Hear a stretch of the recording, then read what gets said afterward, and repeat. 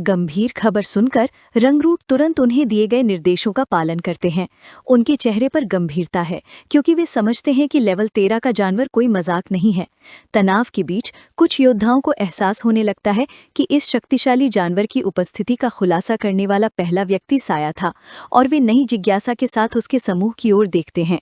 हालांकि ज्यादातर ध्यान तांगडुन, साया और लू शेंग की तिकड़ी पर जाता है। दूसरे रंगरूटों को ये विश्वास करना मुश्किल लगता है कि ये समूह, जिसमें सिर्फ लेवल 11 के योद्धा हैं, इतने ऊंचे लेवल के जीव के सूक्ष्म निशानों का पता लगा सकता था। यहाँ तक कि पेटू कप्तान भी तांगडुन को ध्यान से विश्लेषणात्मक नज़र से देखता है। कप्तान का ध्यान जल्दी ही बदल जाता है क्योंकि वो मन ही मन गिनती करता है और महसूस करता है कि समूह से एक व्यक्ति गायब है, हुआंग जी, जो पहले ही चुपके से भाग गया था। कप्तान भगोड़े के बारे में कोई चिंता नहीं दिखाता, लाल बालों वाले अधिकारी को समझाता है कि हुआंग जी जैसा पुराना लोमड़ी स्वाभाविक रूप से जीवित रहने के अपने तरीके जानता है क्योंकि वो पहले भी कई खतरनाक स्थितियों से गुजर चुका है। जैसे ही गाइड ओढ़ने लगते हैं, साया मार्गदर्शन के लिए लू शेंग की ओर देखता है, घबराकर पूछता है कि क्या उन्हें उनका पीछा करना चाहिए, और फिर अनुपस्थित हुआंग जी के कामों पर सवाल उठाता है। हालांकि लू शेंग चुप और गंभीर रहता है, अपने विश्लेषण में डूबा हुआ। वो देखता है कि जैसा कि गाइड ने बताया, लेवल 12 के योद्धा लेवल 13 के जानवर के मानसिक प्रभाव का विरोध नहीं कर पाए। वो पहचानता है कि भावनाओं में हेरफेर करने की एक क्षमता उसके अपने दिव्य क्रिस्टल दाव द्वारा दी गई भावनात्मक नियंत्रण शक्ति के बहुत समान है। वो इस बात पर विचार करता है कि उसकी अपनी आध्यात्मिक शक्ति दिव्य क्रिस्टल दाव के माध्यम से लेवल 12 तक पहुंचने के बाद पहले से ही उसे 4 अलग-अलग भावनाओं पर नियंत्रण देती है, जिससे उसकी मानसिक शक्ति जानवर की तुलना में कहीं ज्यादा बेहतर हो जाती है। इससे वो एक महत्वपूर्ण सवाल पर पहुंचता है, क्या उन्होंने अभी जो अराजकता अनुभव की वो जानवर की पूरी शक्ति क्षेत्र के सिर्फ एक हिस्से के कारण थी, या क्या डुआन येफेंग का दिव्य क्रिस्टल दाव उससे कहीं ज्यादा शक्तिशाली है जितना उसने शुरू में सोचा था। लू शेंग निष्कर्ष निकालता है कि दूसरा विकल्प ज्यादा संभावित है। आखिरकार दिव्य क्रिस्टल दाव एक लेवल 15 की तकनीक है जो तार्कीय दाव के बराबर है। उसकी क्षमता को समझते हुए वो तय करता है कि उसे 4 रंगों वाली भावनात्मक आध्यात्मिक शक्ति पर अपना कंट्रोल परफेक्ट करना होगा, क्योंकि उसे लगता है कि ये एक अविश्वसनीय रूप से उपयोगी हथियार होगा। उनके सामने आने वाली खतरनाक यात्रा के दौरान तांगडुन और जिया लू शेंग के प्रयोगों के लिए परफेक्ट अनजान टेस्ट सब्जेक्ट बनने वाले हैं। लू शेंग खुशी खुशी अपने 2 साथियों के भूत जैसे रूपों को मैनिपुलेट कर रहा है और उन पर अपनी नई मिली भावनात्मक कंट्रोल क्षमताओं का अभ्यास करने के लिए तैयार है। गाइडों का पीछा करते हुए ग्रुप का शून्य में रास्ता अनियमित और अप्रत्याशित हो जाता है। वे बार बार रुकते और चलते हैं, कभी कभी सिर्फ कुछ मिनटों के लिए रुकते हैं और कभी कभी एक बार में आधे दिन तक स्थिर रहते हैं। वे लगातार अजीब जानवरों का सामना करते रहते हैं, लेकिन नए रंग रूटों का रवैया पूरी तरह बदल गया है। उनका पहले वाला लालच और उत्साह खत्म हो गया है। अब वे जब भी संभव होता है सावधानी से उन जीवों से बचते हैं जो पिछली घटनाओं से साफ तौर पर हिल गए हैं। अचानक लालची कप्तान अपना हाथ उठाता है, जिससे पूरा ग्रुप अचानक रुक जाता है। लगातार रुकने से नए रंगरूटों के नर्वस सिस्टम पर असर पड़ता है, जो आपस में शिकायत करने लगते हैं, ये सोचते हुए कि वे बेस तक कब पहुंचेंगे और इस बात की चिंता करते हैं कि लेवल 13 का जानवर कहीं उनका पीछा न कर ले। जिया के लिए दबाव बहुत ज्यादा हो जाता है, जो डरे हुए चेहरे के साथ लू शेंग की ओर मुड़ता है, पूछता है कि उन्हें क्या करना चाहिए और क्या उसे लगता है कि वे बच भी पाएंगे। हालांकि तांगडुन जिया को उसकी कायरता के लिए डांटता है, ये बताते हुए कि वो एक लेवल 11 का योद्धा है। जिया पलटकर पूछता है कि क्या तांगडुन को बिल्कुल भी चिंता नहीं है। सभी को आश्चर्य होता है। तांगडुन के चेहरे पर एक चौड़ी शर्माती हुई मुस्कान आ जाती है और वो जोर से हंसने लगता है, ये कहते हुए कि वो असल में बहुत खुश है। जिया उसे पूरी तरह से कंफ्यूजन में देखता है, पूछता है कि क्या वो पागल हो गया है और उनकी मौजूदा स्थिति में खुश होने जैसी क्या बात है। तांगडुन खुशी से बताता है कि उसकी पत्नी ने उसके जाने से ठीक पहले उनके 8वें बच्चे को जन्म दिया था और वो घर जाकर अपने परिवार से मिलने के लिए उत्साहित है। जिया तांगडुन से फुसफुसाकर पूछता है कि क्या ये सच में अच्छी बात है कि उसकी पत्नी ने इतने लंबे मिशन पर उसके दूर रहने के दौरान बच्चे को जन्म दिया। तांगडुन खुशी से इस बात को नजरअंदाज कर देता है, कहते हुए कि ज्यादा लोग मतलब ज्यादा मजा। खुशी से अभिभूत होकर वो संघर्ष करते हुए जिया को हड्डी तोड़ने वाली गले लगाने वाली झप्पी देता है। शिया हैरान है कि उसकी छाती की मांसपेशियां कितनी सख्त हैं। जब तांगडुन खुशी से संघर्ष करते हुए जिया को गले लगाता है तो लू शेंग सोच विचार से देखता है। वो मन ही मन इस सीन का विश्लेषण करता है और जिया के डर और तांगडुन की सच्ची खुशी के बीच साफ अंतर को नोट करता है। वो इस निष्कर्ष पर पहुंचता है कि इमोशनल कंट्रोल के साथ उसका प्रयोग असल दुनिया में बहुत बेहतर तरीके से काम कर रहा है, जबकि जहाज पर यात्री पर इसका जो अजीब बेमेल असर हुआ था उसकी तुलना में ये बहुत बेहतर है। तांगडुन की पिता जैसी खुशी देखकर लूशेंग के विचार भटक जाते हैं। अपने परिवार के लिए उसका चेहरा नर्म पड़ जाता है जब वो सोचता है कि जब तक वो सब जुपिटर सेक्टर में वापस आ पाएगा तब तक उसका अपना बच्चा पैदा हो चुका होगा। उसकी पल भर की गर्मजोशी एक गंभीर विचारशील भाव में बदल जाती है। वो अपनी ठोड़ी छूता है और उसे एक जरूरी बात याद आती है। दुर्भाग्य से जैसे ही वे युद्ध के मैदान में दाखिल हुए, बाहरी दुनिया से सारा संपर्क टूट गया, जो इस अजीब जगह की एक अनोखी खासियत थी जिससे वो अपने परिवार के बारे में पता नहीं लगा पाया। ग्रुप के थोड़ा शांत होने के बाद गाइड फिर से मिशन पर ध्यान देते हैं। लालची कप्तान की आंखें ऊर्जा से चमकने लगती हैं जब वो घोषणा करता है कि अब वे आगे बढ़ सकते हैं और सभी को आगे बढ़ने के लिए कहता है। ये जानकर कि वे आखिरकार फिर से आगे बढ़ रहे हैं, रंगरूट खुश होते हैं और गुलाबी रंग के खालीपन में गाइड का पीछा करते हुए आगे बढ़ते हैं। हालांकि ये प्रगति तुरंत रुक जाती है जब जिया अचानक रुक जाता है और भ्रम में अपना सिर घुमाता है।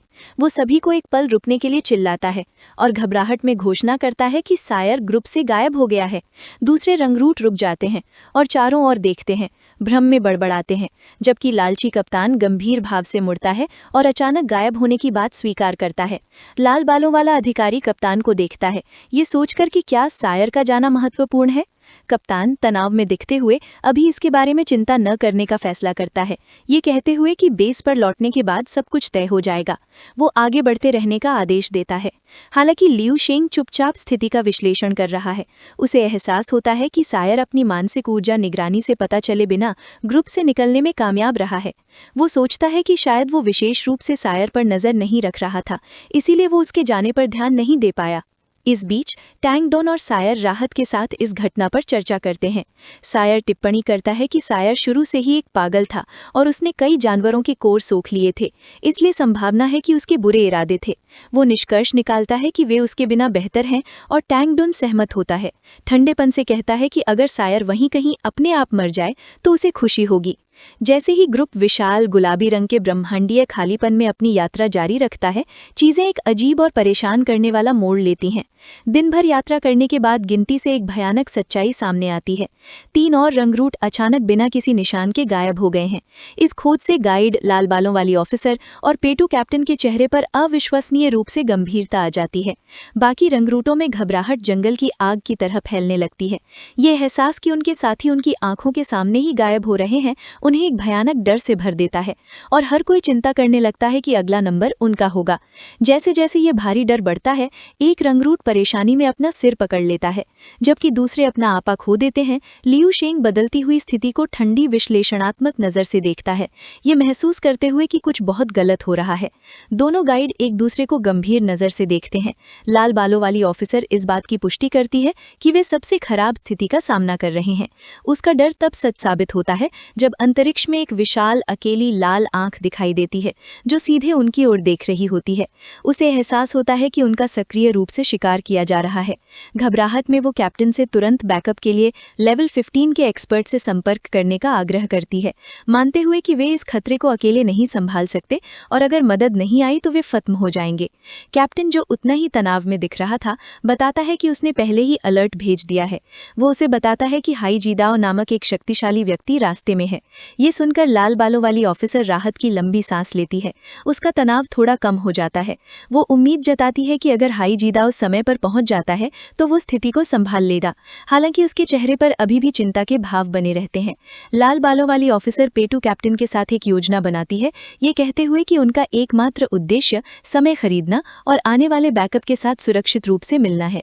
वो नए रंगरूटों को शांत करने के लिए योजना के बारे में बताने का फैसला करती है और कैप्टन सहमत हो जाता है। अपने गाइड से सरल स्पष्टीकरण के बाद रंगरूटों के बीच घबराहट धीरे धीरे कम हो जाती है और समूह में व्यवस्था की भावना की बहाली हो जाती है जब वे अंतरिक्ष में तैर रहे होते हैं। जिया, जिसका चेहरा अभी भी तनाव में था, लियू शेंग को पुष्टि करता है कि उन पर वास्तव में एक लेवल 13 के अजीब जानवर द्वारा हमला किया जा रहा है। तांगडुन आशावादी होने की कोशिश करता हुआ कहता है कि एक लेवल 13 का एक्सपर्ट उनकी मदद के लिए आ रहा है, इसलिए ज्यादा चिंता करने की जरूरत नहीं है। हालांकि लियू शेंग जिया की ओर मुड़ता है और एक गंभीर काल्पनिक प्रश्न पूछता है कि क्या होगा अगर शक्तिशाली एक्सपर्ट उन्हें बचाने के लिए समय पर नहीं आया। लियू शेंग का शांत व्यवहार टूट जाता है। उसकी आंखों में जबरदस्त फोकस से चमक आ जाती है, क्योंकि उसके शरीर के चारों ओर नीली बिजली और एनर्जी का एक शक्तिशाली उछाल फूट पड़ता है जो खाली जगह में कड़क रहा है। इस अचानक ड्रामेटिक प्रश्न ने जिया और तांग डुन दोनों को पूरी तरह से हैरान और भ्रमित कर दिया। ये वीडियो का अंत है। सिया लू शेंग की अनकही बात सुनकर चौंक जाता है और पूछता है कि उसका क्या मतलब था। डर के मारे पसीना बहाते हुए सिया जानना चाहता है कि क्या उनकी स्थिति असल में एक सुसाइड मिशन है। लूशेंग एक शांत आत्मविश्वास भरी मुस्कान देता है, अपने दोस्त से कहता है कि निराशावादी ना हो और उसे यकीन दिलाता है कि भागने का सही मौका मिलने पर वे बच जाएंगे। इस आत्मविश्वास से सिया और तांगडुन दोनों चुप और हैरान रह जाते हैं। वे लूशेंग के डर की कमी को समझ नहीं पाते। दमनकारी माहौल के बावजूद कुछ रंगरूट अपना हौसला बढ़ाने की कोशिश करते हैं, ये कहते हुए कि वे अभी तक बेस के आधे रास्ते भी नहीं पहुंचे हैं और अगर वे आराम करें तो पहुंच सकते हैं। इस नाजुक हौसले के साथ ग्रुप फिर से आगे बढ़ता है, खतरनाक लाल खाली जगह से उड़ता हुआ और एक दूसरे को हिम्मत देता हुआ। हालांकि उनकी उम्मीदें ज्यादा देर तक नहीं टिकती। जैसे जैसे यात्रा आगे बढ़ती है, बेचैनी फैलती जाती है और ग्रुप के सदस्य एक एक करके गायब होते जाते हैं। जब गाइड 5वें पड़ाव के लिए रुकने को कहते हैं, तब तक गायब हुए रंगरूटों की कुल संख्या भयानक 8 तक पहुंच चुकी होती है। दोनों गाइड के चेहरे गंभीर हैं और बचे हुए योद्धा डर से भरे हुए हैं। ये एलीट टीम, जो कभी कई स्टार सेक्टर के आत्मविश्वासी योद्धा थे, अब एक डरा हुआ झुंड बन गया है, जहां हर कोई शक की नजर से एक दूसरे से दूरी बनाए रखता है। अचानक लालची कैप्टन मुट्ठी भींचता है और सबको रुकने के लिए चिल्लाता है, उन्हें आगे न बढ़ने का आदेश देता है। वो बचे हुए लोगों को आखिरी आदेश देता है, ये घोषणा करते हुए कि वे वहीं इंतजार करेंगे जब तक हैजीदाओ नहीं आ जाता। वो कहता है कि संकट को हल करने के लिए यही उनकी एकमात्र उम्मीद है। कैप्टन पसीना बहाते हुए और डरा हुआ दिख रहा है, मानता है कि ये पहली बार है जब उन्हें ऐसी स्थिति का सामना करना पड़ा है और उन्हें बैकअप का इंतजार करना होगा। जैसे ही कैप्टन अपनी बात रखता है, लूशेंग भीड़ से चुपचाप देखता है। गाइड की हरकतों को देखते हुए उसके चेहरे पर कोई भाव नहीं होता। उसकी आंखों में नीली चमक आती है और उसके होठों पर एक हल्की सी मुस्कान तैरती है। वो मन ही मन सोचता है कि स्थिति बहुत दिलचस्प है। लूशेंग अपने कामों पर विचार करता है, ये बताते हुए कि पहली बार गायब होने के बाद से उसने टीम के हर व्यक्ति पर नजर रखने के लिए मानसिक ऊर्जा का इस्तेमाल किया है। वो देखता है कि गाइड भी ऐसा ही कर रहे हैं, जिसकी पुष्टि लाल बालों वाली ऑफिसर के हाथ से निकलने वाली बैंगनी ऊर्जा से होती है, क्योंकि वो भी अपनी निगरानी बनाए रखती है। लूशेंग उनकी क्षमताओं के बीच के अंतर का विश्लेषण करता है, ये समझाते हुए कि मानसिक शक्ति की निगरानी कवरेज की अवधारणा पर आधारित है। वो गाइड की सोच की तुलना एक ऐसे व्यक्ति से करता है जो एक कमरे में है और सिर्फ वही देख सकता है जो सीधे उसकी नज़र के सामने है। उन्हें बड़ी तस्वीर का पता नहीं है, जैसे उनके ऊपर लगा एक सिक्योरिटी कैमरा जो पूरा कमरा और हर हरकत देख सकता है। इस स्थिति में गाइड कमरे में मौजूद लोग हैं जो रंगरूटों पर सीमित नज़र से नज़र रख रहे हैं। लूशेंग खुद को सिक्योरिटी रूम में बैठा हुआ मानता है, जो हर मॉनिटर और पूरी स्थिति को एक बेहतर जगह से देख सकता है। आंखों में चमक के साथ लूशेंग अपनी ठोड़ी छूता है और उस मुश्किल स्थिति का हिसाब लगाना शुरू करता है। वो युद्ध के मैदान को सोच के गोल घेरों के रूप में देखता है। पहला लेवल टीम है, दूसरा लेवल गाइड है और तीसरा भीड़ है जो जानवर से प्रभावित है। चौथा लेवल वो खुद है जो बेहतर जागरूकता के साथ सब कुछ देख रहा है। हालांकि वो रंगरूटों को देखता है और अपनी सोच में एक कमी महसूस करता है। कोई गायब है, लेकिन उसे याद नहीं है कि वे हवा में कैसे गायब हो गए। इससे वो एक चौंकाने वाले नतीजे पर पहुंचता है। लाल खाली जगह में उसकी नज़र से परे अस्तित्व का 5वां लेवल काम कर रहा है। ये सोच उसे सच में सदमे का झटका देती है। वो सुराग खोजने के लिए अपना सिर घुमाता है, जबकि तांगडुन और सिया उसके अचानक घबराहट को देखकर उलझन में है। वो अपना सिर पकड़ता है और एक भयानक समस्या का पता चलता है। अब वो उन लोगों के चेहरे साफ साफ याद नहीं कर पा रहा है जो अभी गायब हुए हैं। उनकी शक्लें उसकी याद में धुंधली होती जा रही हैं। डर की एक सिहरन उसके अंदर दौड़ जाती है। ये सच में डरावना है। उसे पता है कि उसकी शक्ति के लेवल के कारण याददाश्त जाना नामुमकिन है। उसका दिमाग सब कुछ पूरी स्पष्टता से रिकॉर्ड करता है, यहाँ तक कि दशकों पहले का चेहरा भी। वो दुश्मन की असली क्षमता को समझता है, विस्मृति। ये चीज याददाश्त मिटा देती है, पीड़ितों को ले जाती है और सबको ये भुला देती है कि वे वहां थे भी। इस एहसास के साथ लू शेंग जानता है कि अब वो निगरानी के लिए अपनी मानसिक शक्ति पर भरोसा नहीं कर सकता। इस दुश्मन के खिलाफ उसकी मानसिक इंद्रियां छेदों वाले जाल की तरह हैं, जो ऐसे दुश्मन को ट्रैक करने के लिए बेकार है जो अपनी हरकतों की याददाश्त मिटा सकता है। आंखों में पक्के इरादे की चमक के साथ वो एक नई योजना बनाता है। अगर मानसिक शक्ति काम नहीं करेगी तो उसे इसके बजाय क्या इस्तेमाल करना चाहिए। निराशा के बीच रंगरूट अपना आपा खो देते हैं और डर के मारे चिल्लाते हैं। लू शेंग अलग खड़ा होकर बिना किसी भावना के उस अफरा तफरी को देख रहा था। उसे एक बात समझ आई जब उसे डिवाइन क्रिस्टल डाओ की क्षमता याद आई, भावनाओं को कंट्रोल करने की शक्ति। उसने सोचा कि भले ही उसका भावनाओं पर कंट्रोल जानवरों से कमजोर है, लेकिन वो सुराग ढूंढ सकता है। अभी के लिए वो गुस्सा, दुख, डर और खुशी को कंट्रोल कर सकता है। एक नई योजना के साथ लू शेंग ने अपने हाथ से नीली एनर्जी का एक तेज बहाव छोड़ा। उसने लिंक किया। वो खुद को एक नेटवर्क के तौर पर सभी की भावनाओं को मॉनिटर करने के लिए इस्तेमाल करता है। उसकी शक्ति उसके आसपास के घबराए हुए रंग रूटों के दिमाग में फैल जाती है। उसके स्कैन से पता चलता है कि हर किसी में बहुत ज्यादा घबराहट, गुस्सा, उदासी और डर मौजूद है, लेकिन खुशी ग्रुप से लगभग गायब हो गई है। रंगरूट अपनी परेशानी जाहिर करते हैं। एक आदमी सोचता है कि काश वो कभी यहाँ नहीं आया होता, और दूसरा डरते हुए उससे सहमत होता है। अचानक एक रंगरूट जोर जोर से हंसने लगता है, ये सोचकर कि वो अचानक अपनी पूर्व पत्नी के बारे में क्यों सोच रहा है, जो एक गटर में गिर गई है। ये अजीब हंसी फैल जाती है। दूसरा योद्धा भी जोर जोर से हंसने लगता है, जिससे जबरदस्ती की खुशी का एक अजीब माहौल बन जाता है। लियू शेंग इस नेटवर्क का इस्तेमाल सटीक गिनती रखने के लिए करता है। जैसे ही वो भावनात्मक संकेतों को मॉनिटर करता है, वो नोट करता है कि ये जानवरों के हमले का 8वां राउंड है। पीछे की तरफ एक भावनात्मक संकेत चुपचाप बुझ जाता है। वो तुरंत बदलाव को महसूस करता है। उसकी आंखें सिकुड़ जाती हैं, क्योंकि उसे एहसास होता है कि दुश्मन अपनी चाल चल रहा है। हंसने वाले आदमी की आंखें लाल हो जाती हैं, गुस्सा उसके चेहरे पर साफ दिखता है, और वो चिल्लाता है क्योंकि एक काली शक्ति उसे एक खास दिशा में उड़ने के लिए मजबूर करती है। उसके आसपास के लोग, जो अभी भी हंस रहे हैं, अनजान रहते हैं।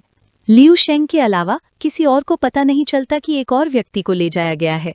लियू शेंग ये नतीजा निकालता है कि पीड़ित को जानवर ने ले लिया है, और उसे रोकने की कोई भी कोशिश बेकार होगी, क्योंकि शक्ति का अंतर बहुत ज्यादा है। उसे एहसास होता है कि अगर वो ध्यान आकर्षित करता है तो वो निस्संदेह उस प्राणी का अगला मुख्य निशाना बन जाएगा। खतरे के बावजूद वो दुश्मन का सामना करने के लिए उत्सुक है। वो व्यक्तिगत रूप से जानवर की भावनात्मक हेरफेर की शक्ति का अनुभव करना चाहता है। वो जोखिमों का अंदाजा लगाता है, ये सवाल करता है कि क्या उसे अपनी जान जोखिम में डालनी चाहिए जब गायब हुए लोगों का भाग्य अज्ञात है। दृढ़ संकल्प के साथ अपने दांत पीसते हुए वो अपना फैसला करता है। वो जानवर का सामना करने का फैसला करता है। खुद से कहता है कि चूंकि ये सिर्फ लेवल 13 का प्राणी है, इसलिए उसे डरने का कोई कारण नहीं है। लियू शेंग चुपचाप पीछे की ओर बढ़ता है, सबसे कमजोर और सबसे डरे हुए रंग रूटों के साथ घुल मिल जाता है। वो भविष्यवाणी करता है कि डर का ये हिस्सा दुश्मन का अगला निशाना होगा, क्योंकि उसके आसपास के योद्धा घर जाने के बारे में बड़बड़ा रहे हैं। जैसा कि उम्मीद थी, एक और भावनात्मक चिंगारी बुझ जाती है। पास का एक आदमी दर्द से कराहता है, क्योंकि एक काली ऊर्जा उसे घेर लेती है। वो आदमी एक अमानवीय दहाड़ मारता है। दर्द से उसका चेहरा बिगड़ जाता है, क्योंकि उसके दिमाग पर जानवर का असर हो जाता है। दूसरों की तरह वो भी ग्रुप छोड़कर जाने लगता है, दुश्मन के कंट्रोल में आकर। इससे पहले कि वो आदमी जा पाता, लियू शेंग अपना हाथ उसके कंधे पर रखता है और उसे रोक लेता है। लियू शेंग पूछता है कि क्या वो ठीक है, ये जानते हुए कि इस दखल से दुश्मन का ध्यान सीधे उस पर जाएगा। एक पल बाद उसकी इंद्रियां तेज हो जाती हैं। उसे एक ताकतवर मौजूदगी महसूस होती है जो उस पर फोकस कर रही है, और वो जानता है कि उसका प्लान काम कर गया। जानवर आ गया है। ये वीडियो का अंत है। अगर आप लोग अगला पार्ट देखना चाहते हैं तो सब्सक्राइब करना और वीडियो को लाइक करना ना भूलें।